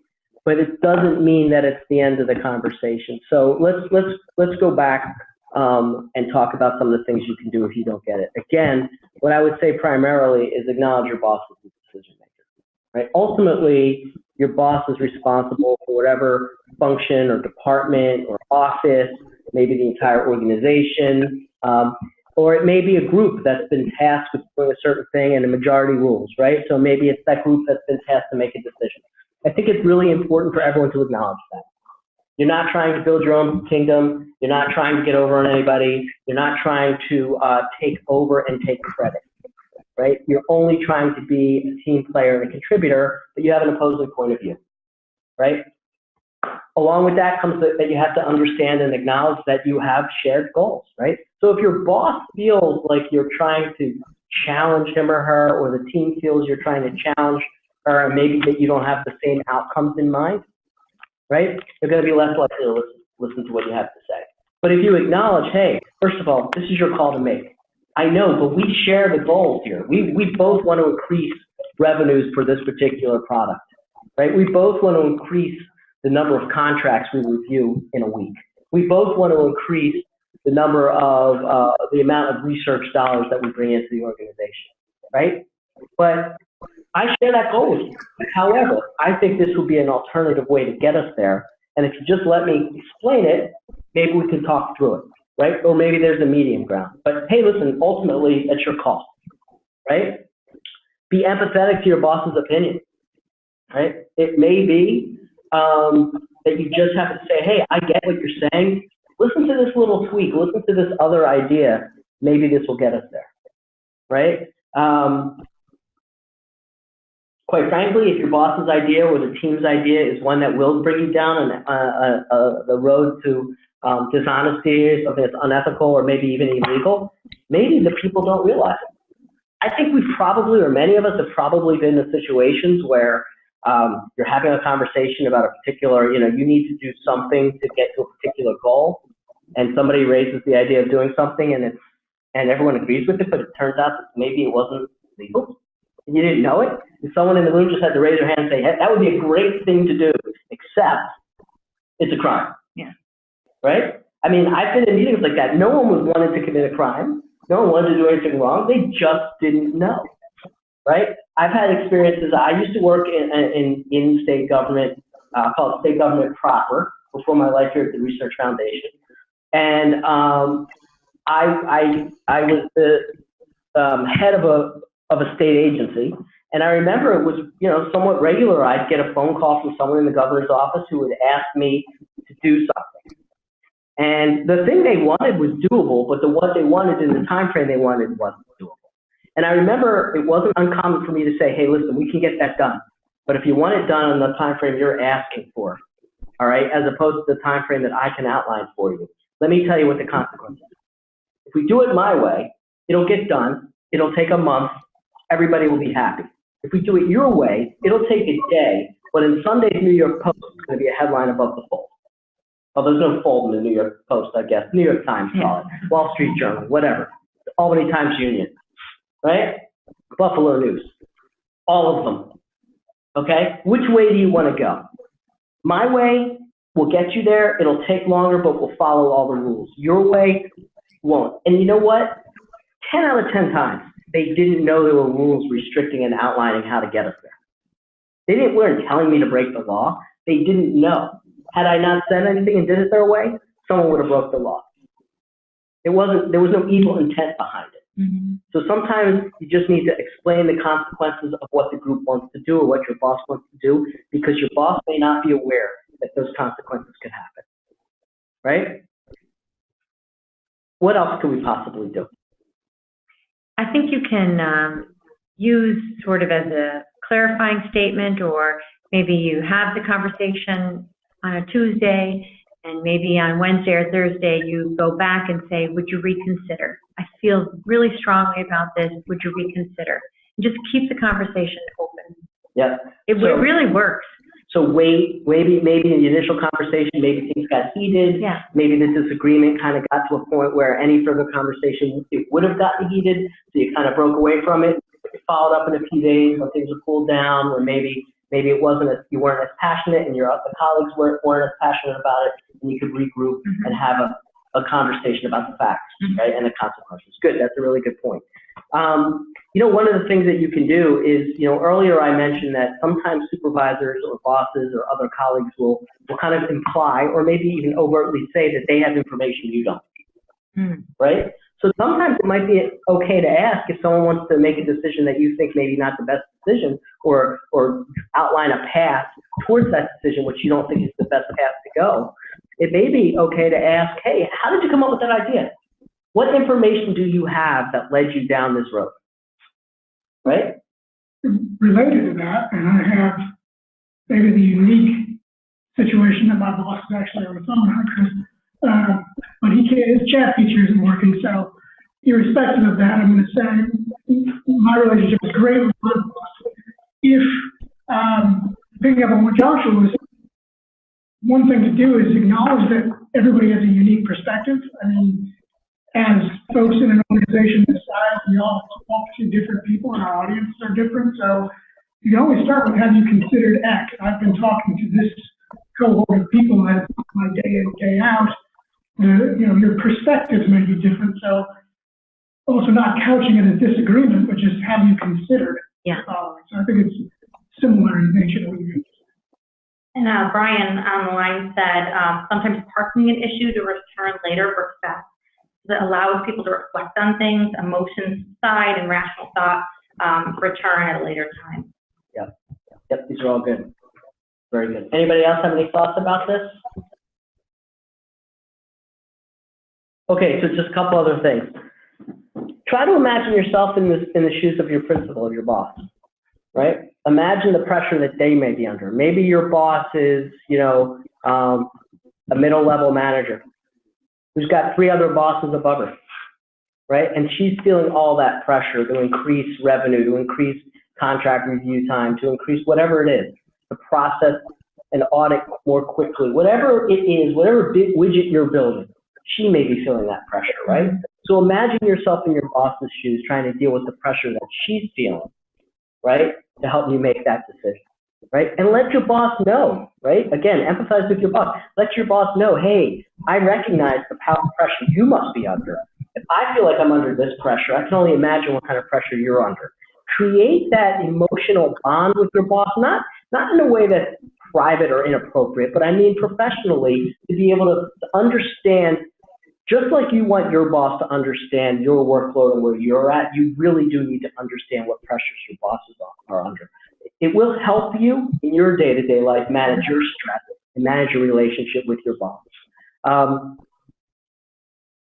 I guess it's also important to always kind of be clear, be concise, stay positive in all that you're talking about with your boss, right? It's always about the shared goals and visions. It isn't about the personal outcomes or who benefits or who doesn't benefit. It's about the goals of the organization and the mission. You know, there was a study, Joshua, with SHRM, the Society for Human Resource Managers, that said, it kind of went through not just what employees are looking for from their job, but what are supervisors looking for. And the number one area was around asking for help. The supervisor said, if there was one thing I wanted my new staff to really focus on, it would be asking for help. Because instead, of course, we're trying to knock the socks off of our new manager. First 6 months, really important to do that, but maybe we're not as forthright with our concerns about how do we do our job. And in our system, I really think it takes 3 years to learn your job. It's a complicated landscape. Nothing really makes sense until you get to know the people, then you get to know the landscape a little better. So really by our 3rd year, we're contributing, you know, to the organization. So being able to ask for help is just, from a research standpoint, and was the number one requested item from a manager. Yeah, that's interesting. Yeah. Very interesting. Has anyone ever been in a meeting where 1 or 2 people put something out on the table? Like Machiavellian? Sure, like Machiavellian. And we got to explain what that is, because I noticed it here. Yes. Where people put an idea on the table, right? And there's starts a conversation about it. And there's a third person in the meeting who's kind of putting forth a point of view, not really being committal towards an outcome, but just kind of putting ideas out there. And then there's a 4th and 5th person, people in the meeting. Mm-hmm. And before you know it, the original idea completely was modified, and nobody even realized it, right? Like you started off with one set of factors, and at the end of the meeting, it became something completely different. And no one actually overtly ever said we should do it differently. It just evolved naturally, right? You know what that third person likely did? They likely actually convinced everyone without really doing much of anything except for putting concepts out there to change their mind. So one of the things that, you know, it's really good if you've been in a meeting and you've observed this and you pull back from the meeting and you watch the dynamic of a meeting and you see the people who are good at actually getting people to change their mind by saying very little or by saying very constructive things at appropriate times. Watch those people, see how they do it and get good at that, right? Because you can use those skills. Those are the skills we're talking about to actually get people to change their mind while being positive, with shared values, understanding responsibility, understanding who's responsible for what, and yet without any acrimony, without any real disagreement or arguing, or without the meeting getting heated. The whole concept changed 180 degrees because one person was able to influence the whole conversation very subtly by being positive and explaining the shared values, being clear and concise on what the objectives were, right? So people like that, you know what they're also very good at? If you can picture that kind of person in your mind, they're good at picking their battles, right? They don't go to war every single time there's something that you disagree on, right? And if everything you do all day long is a priority, then nothing gets prioritized. If I have a list of 10 things that have to get done daily and I call all 10 a priority, then I'm misleading myself, right? You have to be able to decide what's really important and act on those. So when you're talking about saying no to power or being the person in the group dynamic who's comfortable saying something differently, right? Obviously, priority number 1 should be, if you're about to commit a crime, stop somebody from doing that. If you're about to violate our values, right? Our value statement or our code of conduct or some of our policies, then stop people from doing that, right? If it's a disagreement about a business decision, which you could choose multitude of different ways to do it, ask yourself, how important is this business decision? Is our business going to sink or swim because of this decision? Is anyone going to get hurt because of this decision? Is it a health or safety issue? Right? Do you need to choose? Do you have to pick every battle to fight? I mean, I've been accused of picking a lot of battles in my life, and over time I've realized you're not successful when you do that. You become the boy who cried wolf, right? You've got to be selective in the battles you choose, right? So that when you speak, it has a greater amount of credibility and import. Any examples of this that people want to talk about? Anyone who I'm in a lot of meetings with want to take pot shots at me if I get everyone to laugh at my expense? I was once traveling with somebody who worked for the American Cancer Society. That's where I worked. And he wanted to, when we took a break, like in slow spurt, he wanted to stop, have a cigarette. And there's a whole bunch of us traveling. And American Cancer Society, #1 voluntary health organization in the world, obviously issues around health, smoking, prevention, and quality of care for patients in its mission. And I can remember thinking, like, I must have been driving. So I was driving, we take a break at the rest area, we're coming back from New York City, and he's gonna have a cigarette. And I didn't even know he smoked. And I can remember thinking, oh, why is this gotta happen to me? I'm gonna have to tell him. Like, I get it. I don't think this is a good idea. There's people, we're in a caravan with volunteers and staff, and while, you know, I can't tell you what you can do, but I don't really want to be with you when you're doing this. And it was hard. It was like one of those moments in your life where you're thinking, I know I'm doing the right thing by saying this. I don't think you should do this publicly. But his response was so good. He said, you're right, what am I doing? Oh my God, what am I doing? It wasn't what I thought it was going to be. Drop me off, I don't want to ride home with you, you stink. You know? It was actually very positive. So sometimes people can surprise you too. And that they know that they're doing something. It's just off. You know, I'm not saying it was illegal. I'm not saying it broke any rules, but from my perspective, it wasn't aligned with the values of what we were talking about in the mission of the organization. And because of that disalignment with the non-alignment with the values of the organization, the mission of the organization, you felt, you know what, this isn't some small trivial thing. This is important enough for me to say something. Yeah. Right? And it had a good outcome. It did. Right? Any other examples that people have experienced? Anyone online who maybe have an example to share?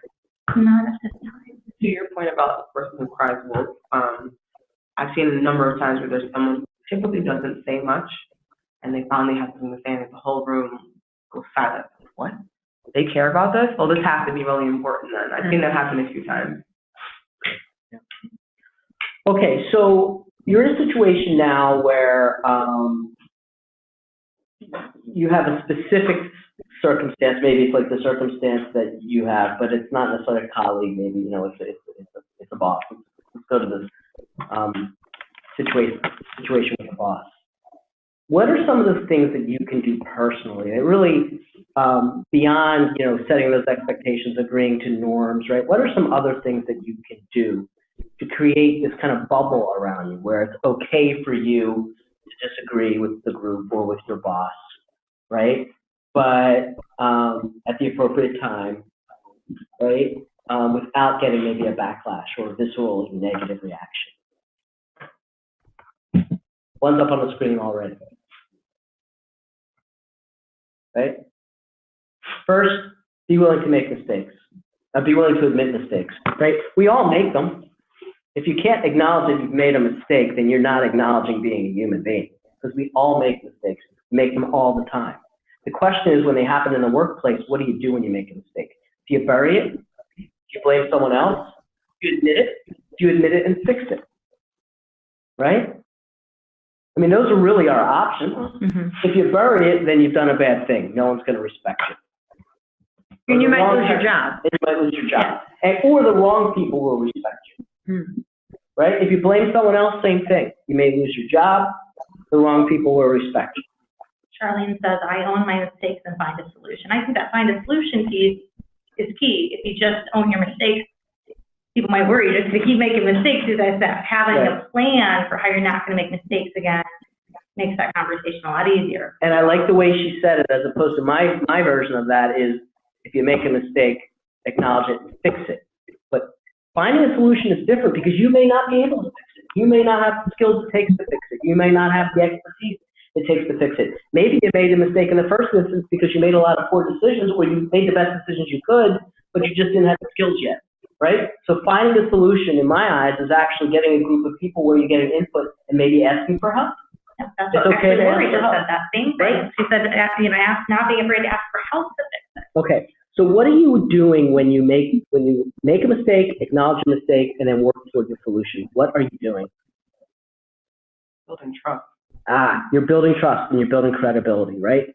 Maybe the most important thing next to your boss acknowledging that he or she accepts that sometimes you're going to disagree with him or her is building the credibility and the trust. So what else can you do to build that credibility? Well, if you acknowledge the mistake and you do so in a way where you're sort of have a sense of humility about it. Hey, I think I made a mistake. Let me bring it to you. To share in the resolution on how to fix it. It does, as a manager, I trust people more when I know that they're willing to admit the mistake. Yes. And because we are a forgiving organization, unless you're doing something criminal or egregious in nature, most of the mistakes that people make are not intentional. They're just transactional mistakes. Yep. You know, the easier situations that can be rectified are the ones that you can see, right? Oh, you know, you have a drawer of checks to your left, and you didn't know how to deposit them, so you just kept holding on to them. Well, eventually that shows up, some reconciliation, bank statement, something's going to give. Whatever you're holding in your left-hand drawer is going to show up. And if you don't come forward after the first or second month, we're going to have a problem. And if you let it go for a year, you're going to lose your job because we can't have, you know, accounts receivable sitting like that. But that's not what usually gets people in trouble. It's not I got a drawer of transactions. It's I didn't know the answer, so I punted. I made it up and I responded to a campus and said, this is how you do it. And I didn't say, hey, let me get back to you tomorrow. Let me confer with my colleagues and I'll get back to you tomorrow. And instead, you make a decision about how something needs to happen on the campus, and then they follow through, but they kind of know it's not right. So then somebody else calls Rich and says, hey, geez, Kathleen just gave advice to Stony Brook, but it doesn't seem kind of like the right thing. And then it comes back to me and I deny it. I say, oh no, I said, maybe you ought to consider this, or, you know, I would think about this. And before you know it, I'm in the middle of a string of cover-ups that if I had just said, oops, I should have come to Rich the day I got the call. And I'm using Rich as an example, but it's true. When people make mistakes, you can't imagine who they call. They call all of us. Hey, so-and-so said this, is that right? So my thing on humility is that don't be afraid to say what you did. I mean, you're not, you know, selling something illegal. You're just giving advice that wasn't right. And that's why when I say it takes 3 years to learn your job here, you shouldn't be making decisions anyway alone. We'd make most everything we do is together until we're ready to fly on our own, and that's going to take years to do it. That also sounds like admit what you don't know. Yeah. Also, like, I think you need to kind of be cognizant of like your level of competency and be willing to ask for help, find a solution rather than just kind of take the shortcut and the easy way out. When people see you constantly taking shortcuts, they're less likely to rely on you going forward and trust your judgment. Mr. Agnello? We have two from the group. Melissa really echoed what Kathleen had to say with, this has been my experience in the past. It's not easy to own mistakes, but most people are understanding and appreciative, especially when you're willing to rectify it and put process in place, make sure it doesn't happen again. And Nicholas said, use mistakes as a learning opportunity with your team. What did I miss? Was there a miscommunication that led to it? How do we work together to move on? Thank you, Nicholas and Melissa.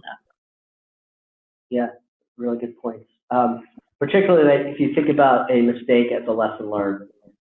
I don't know, for people who are sports fans or athletes, every time your team loses, or if you're an athlete, every time you lose, that's a lesson you've learned. And you're better tomorrow because of that loss, if you study it properly, right? Rich, Jen?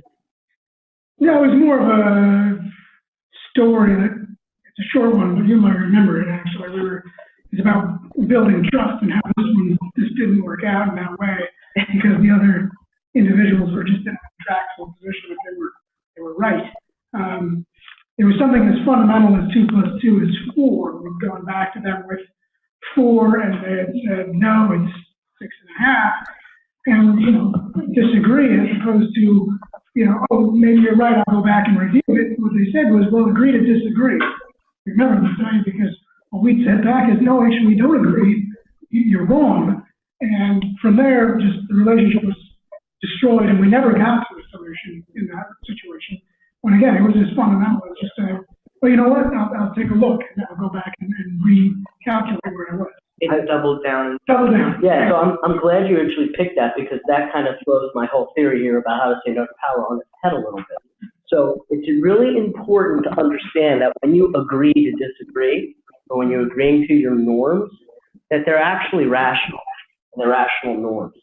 You can't argue with many times you can't argue when people are being irrational. Now, sometimes people are irrational because of the heat of the moment.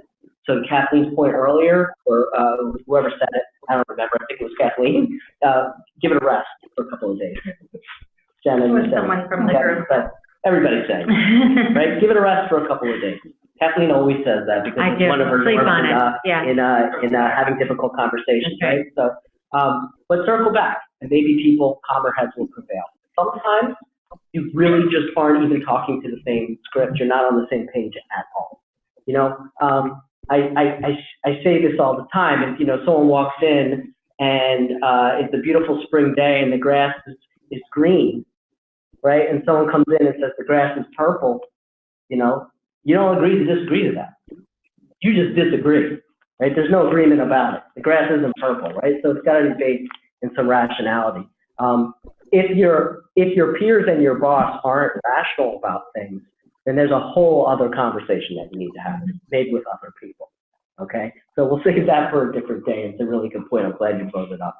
What other things can you do, right, to create credibility for yourself to have these difficult conversations, right? So we talked a little bit about the mistakes people make and making sure that you own up to them and work for resolution. What else can you do? This happens all the time, I think, particularly for leaders and supervisors. I think this happens all the time. And it's on the screen. So hint, acknowledge your bias, right?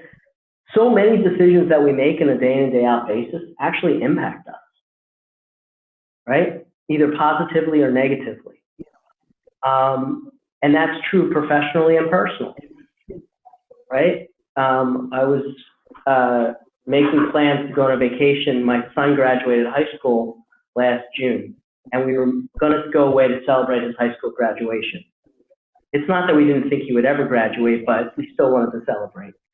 So my daughter and I wanted to go to one particular place to go on vacation, and my son and my wife wanted to go on to another place. I think ultimately my wife told me to make a decision so that she gave me the responsibility of making the decision. But the truth was I was unbelievably biased because where she wanted to go and where my son wanted to go, and it was his high school graduation, I did not want to go. I had zero desire to go there at all, and it was like 3 times the cost, right? So I said to my wife, you're giving me this responsibility, but you understand how very biased I am, and I don't agree with where you want to be. It happens in the workplace. Kathleen and I deal with this a lot because we deal with employee relations matters and investigations quite a bit, and sometimes you know the people, right? So when you are acknowledging to your boss, or I'll say to my boss routinely, look, here are our options. Here's where I'm potentially biased in this. But nonetheless, I think this is the right decision. If the decision you make actually hurts you personally, then people trust it. But if the decision you make helps you in some way, or you benefit from that decision, right, and you don't acknowledge it at the front end, people find out about it and believe that your decision was based on anything other than merit. you have to establish the decisions you're making are merit-based. So if you don't acknowledge your bias and people find out that you benefited personally, okay, they're going to believe that your process was flawed. Does that make sense? Does anyone have any examples of that? Maybe they've seen it. It's akin to making decisions in a transparent environment, right? A group of people can make the best, smartest decision ever. But if they do it behind closed doors, there's always going to be somebody who challenges it because it wasn't transparent. And they're going to assume the rationale was inappropriate. So it's the same thing when you have a very obvious bias. If someone picks up on that bias, if they don't acknowledge it, they're going to assume some kind of bad action. Okay. All right, earning the right to disagree, again, you know, one of the ways you earn the right to disagree is to be pretty good at your job. Be generally trustworthy, competent, loyal, hardworking, dedicated, come to work on time, right? Maybe volunteer. When you're having trouble, ask for help. Do your job. You believe me, as a supervisor, it is refreshing when someone just comes in, they show up to work on time, and they do their job. When you ask for input, you get it. Right? When there's a project that's big, they sometimes say, hey, I can help with that.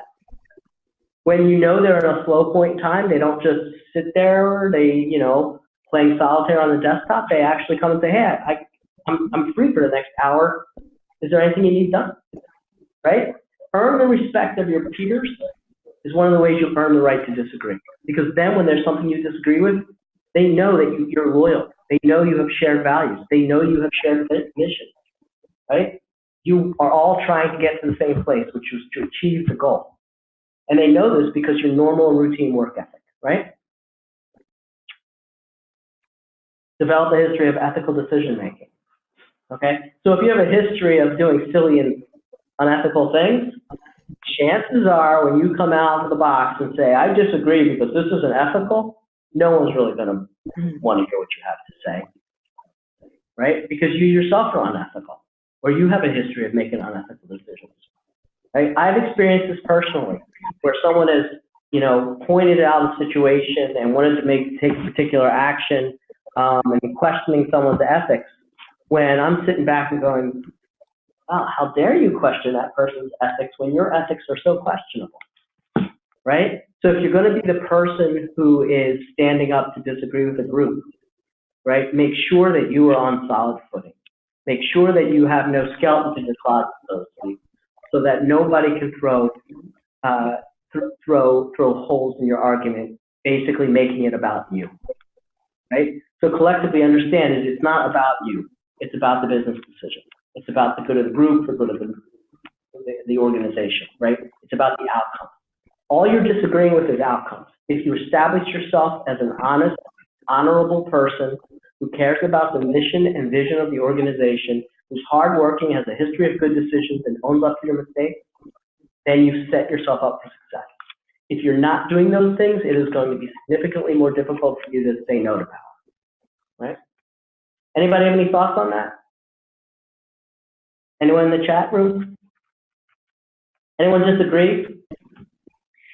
I don't disagree, but I know when I first started working at a small not-for-profit and I was overseeing human resources, there was an individual who was 30 days into the job, and her stories were really wild about why she was late, why she was wearing the same outfit 2 days in a row, just things that didn't add up. And, you know, I always say your interview is like an acting job. You know, you do a good job, you get in the door, but it's not until you're working really that we can see whether or not this is a good match and that you can meet the essential functions of the job.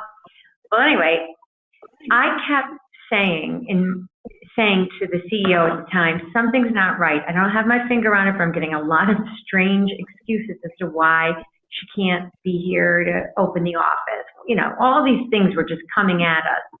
And between month 2 and month 4, there's research to say that's really when you see the red flags, when people are not connecting at the job.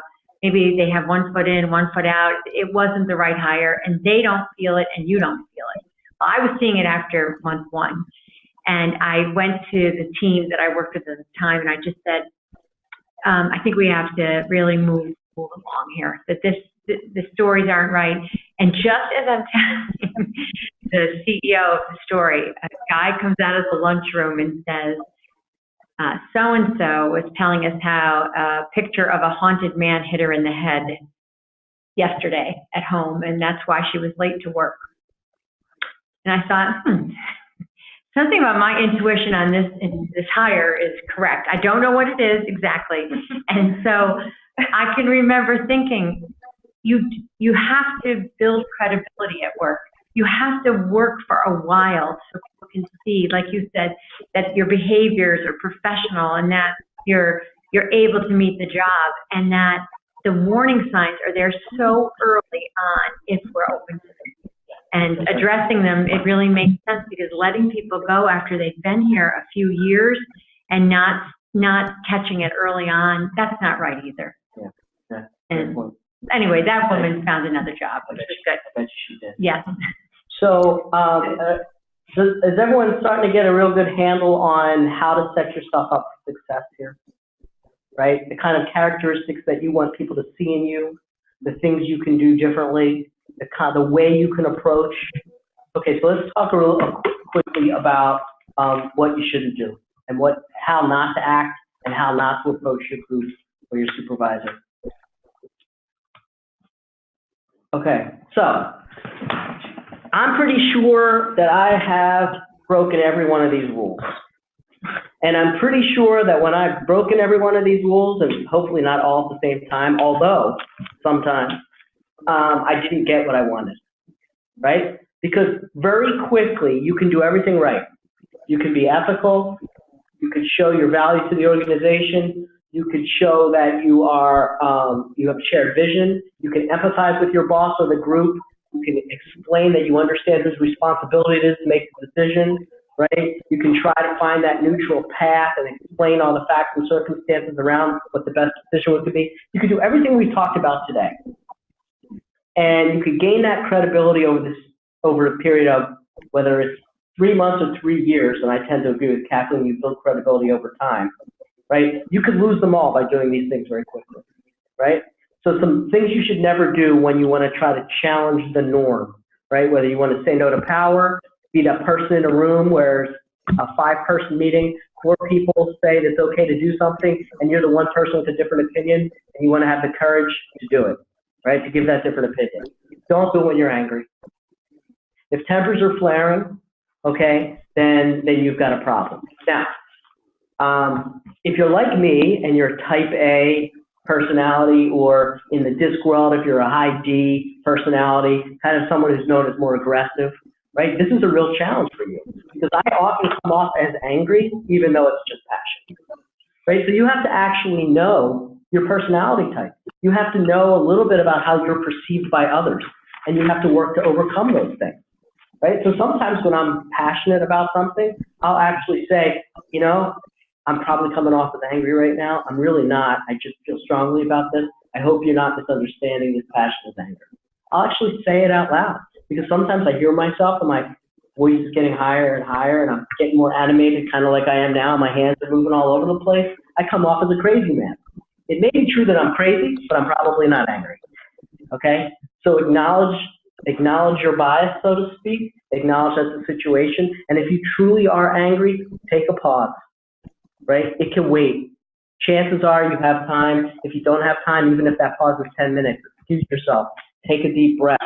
There's nothing as exhilarating as closing your eyes, taking a deep inhale, and letting it out. It's amazing. If you're ever angry or you're ever stressed, do that. It's amazing how much that helps. Right? And if you can do that collectively with other people and just kind of separate for a moment and bring it back together, let that anger dissipate, you'll have a better conversation that way. If you have an angry conversation, you're not going to get what you want out of it. It's not, this is a corollary to that, right? Sometimes it's okay in a meeting to confront people, but like I said earlier, there are times when I know someone on my team may disagree with me, right? I don't necessarily want to be confronted in the moment. Sometimes I do, sometimes I don't. When you're, you have to start to kind of understand where your boss is coming from and what the dynamics are. I don't think I'd ever really get upset with anyone on my team disagreeing with me in a meeting unless we talked about it ahead of time, right? We talked about it at length. They had their opportunity to contribute. I said, this is the way our team's going to go. And then they come to a meeting with me and disagree with me publicly after I've made a decision, and it's my decision to make. I think I'd be upset about that. Maybe not. But I would say it's okay to be a little upset about that. But you generally don't want to be angry and confrontational in a meeting. You want to keep it professional. Again, don't disagree with everything. Don't sweat the small stuff. Learn how to pick your battles. You can say this any way you want, right? But you don't have to disagree with every single thing. There are people who you'll meet personally and professionally who every word out of their mouth rubs you wrong. 50% of the people that meet me can't stand me. Every word out of my mouth rubs them wrong, right? But if we have to work together, they can't just be in my face confronting everything I say. Learn to pick your battles. Try to identify what's really important, which has the big impact, right? So in our context, is it a crime? Is it unethical? Is it inconsistent with our corporate values? Is it just a bad idea? How bad of an idea is it? Is it going to sink the corporation? Are people going to lose jobs? Is it a health and safety issue? Try to balance all these things. That's not to say that every once in a while it's not okay to give a little nit, right? It might be small, but it might add value. But you have to be that judge. The thing is, you can't come at people constantly. You can't disagree every single time. It affects your credibility, right? It's not personal. When you sense it's getting personal, then anger's starting to kick in, right? That's time for you to take a step back, right? Sometimes it feels really, really personal. And sometimes the decisions we make in a workforce, in an employment situation, the outcomes are personal, right? You're impacting a job. You're impacting someone's salary. You're impacting all sorts of things that have a personal impact on people. You can't let it be personal emotionally, right? It's got to be merit-based. It's got to be for the right reasons, right? If it gets personal, if it sounds personal, if you're making it personal about your boss, if you say something, if you're in the meeting and everyone agrees with you or everyone disagrees with you and you start accusing them, that's making it personal, right? Don't use accusations. Don't use that kind of language. Never disagree over email. In fact, don't use email, right? I can't tell you how many times I've laid in bed at 2 o'clock in the morning and I happen to be sleepless and on my phone emailing or looking at emails, right? Trying to triage my day, right? And I'm in bed and I get in and I open up an email and it's, a nasty gram. Basically someone just calling me a fool.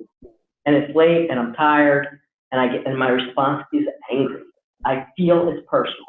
Right? I felt it was a personal attack on me, a member of my team, someone I trust, or an idea, whatever it was. Right? And I start typing that response. Just as about to hit send, I'm like, whoa, maybe it's best I just delete my response, close out of the email, put my phone down, and try to get some sleep. Because the next day, I might be in a better place to receive that information, right? So the person may have made a mistake in the first instance using email. I was going to compound that error by responding in email. You know what? Sometimes it's best to pick up the phone. How many times have you sent an email or a text message where you had perfectly legitimate points to make, but when the person who received the email or text message read it, it sounded, they inferred a tone to the email? Have you ever done that? Mm-hmm. Right? There's no tone in an email, right? But you just know that nasty person who sent the message was being really nasty and intentionally wanted to hurt your feelings, right? It's happened to all of us, right? So don't contribute to it. I spend my time going from floor to floor here when I need to talk to someone. I go see them. If I've got something to chat with Kathleen about, I go talk to Kathleen, right? It's so much easier. It's more personal. There's no miscommunications over tone. If I intend to have a bad tone, she knows it. She's not misreading it in an email, right? So stay away from email. Confront people face to face. I promise you it's going to be a better outcome for you, okay? Doing it over email is offensive to some. Okay. Josh, we're just on a time. We've got a few more minutes left. Or what do you have? So I was just going to finish up right now. Okay. To say that I'm going to skip through this and just say this. I think originally what this time slot was scheduled for was how to be ethical, or how to make ethical decisions in a legal, compliant, regulatory environment. And the team who was going to put this session together got together, and there are so many different ways that could have been approached. There are so many different things we could have done. We talked a bit about it, thought maybe that I would present ethics training, which probably a lot of you have seen already. I had recently created this saying no to power discussion. I thought this would be a really good thing to talk about, because however we act in an environment, right, it's a question of, do we know what the rules are? Do we know the rules that govern our day-to-day work? Do we know the rules that govern our business?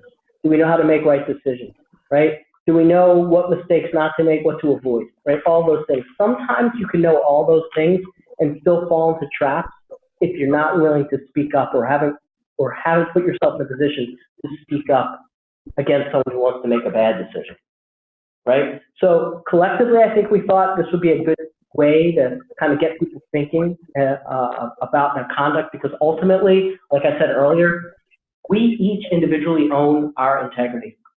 And it's the integrity, our values are made up by the individual contributions on integrity that we all have.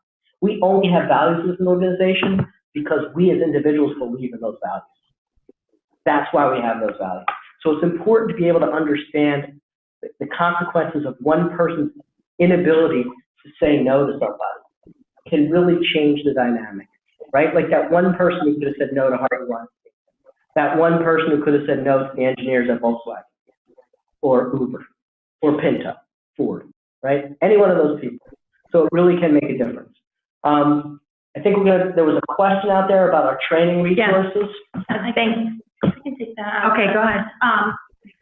To make it easy for you, I posted links and photos in our Facebook work group, so our RAVA Facebook work group. I posted a link to the compliance RF page, as well as the learning and development page, and then a nice snippet of the different programs that compliance offers. So in addition to everything that you see outlined on our learning and development page, which includes everything from OM orientation to new employee, we call it the RF overview. It's like a new employee orientation. We do campus trainings, so we go out to you and do customized campus trainings. A lot of those trainings that are listed there have compliance as a component of them. I feel like I should go through and asterisk all of them that have compliance as a part. But then also in that Facebook RAVA group, I have a list of all the programs Alexis gave me that your team has. So your different ethics and conflicts and the different classes that you have. So I just want to add that any training or any learning program that you go to, you know, compliance is an interesting term, right? All of our policies should be consistent with the rules, the laws, regulations that govern our activity and our contract obligations, right? So if I were Rich Agnello or Chris Ashley sitting here, I'd say, we have those policies and procedures, and they're there to help guide us through the legal thing, right? Then we have this compliance program and various compliance trainings that Jana just outlined, and they're here to help us do the ethical thing, right? But every single training has a compliance component. Right? If my job is to build a widget, then I need to be trained on how to build that widget. And I'm doing that widget, keep building it, keeping in mind health and safety regulations, you know, HR rules, all these types of things, labor laws, all these types of things, right? So every training you go to has a compliance component. We have We Comply, we have City, we have a variety of tools that are available to you in this compliance environment to ensure that we're following our legal standards, meeting our regulations, and doing so in an ethical fashion. So there's you know, those links are available. So if you have any questions, feel free to reach out to either compliance@rfcity.org or learning@rfcity.org, and between our two teams, we can match you with the right training or build a training as needed to suit your needs. So. I think there was also a question regarding these are Jennifer Roots. Focus groups, yep. Yep, Jennifer Roots asked a question about our compliance focus group. Is there one, and where might information be? So we have, I would call them two compliance focus groups. We have the enterprise compliance team, which is a tactical level compliance group made up of various individuals from campuses and the central office. Usually the central office folks are function owners, and people at campuses are a variety of people from a cross-functional background, everything from human resources to finance, audit, also functions. And that group exists to review changes in corporate policy, review risk analysis and risk assessments. And it's a group that we use to advise us on compliance-related issues. So we're never going to turn away anybody who wants to participate in that group. As long as it's okay with your supervisor, I think it's going to be okay with us. The second group that we just stood up, they've had 2.5 meetings so far, is the Research Compliance Peer Group. That group is made up of research compliance professionals, primarily at campuses where all this work is done. So animal care, IRB, human subjects, biosafety, export controls, all these areas of research compliance. And the group it comes together to talk about issues of concern in those areas, to share best practices, to facilitate problem solving and things of that nature. So those are the two compliance groups that we have through the Research Foundation. And the only limitation on participation in those is really if you're not someone who's doing research compliance at a campus, that group is really meant for research compliance professionals to share. But I'm sure you could open chair a meeting if you were interested. Thank you, Joshua. And lastly, Jennifer, we have campus risk assessments, and we decided that I would call you offline and give you an update on that. So I think we're at the end here. I feel like it's really important to thank Carolyn and Todd and Jamie for providing support. I know we're excited always to hear from Joshua Toast, so thank you, Joshua. Thank you, Rich, for being part of the panel, and Janita, thank you for helping with the presentation. And obviously, we couldn't have done this really, again, without Carolyn Matisky and without Jenna for jumping in and helping us, so thank you for doing that.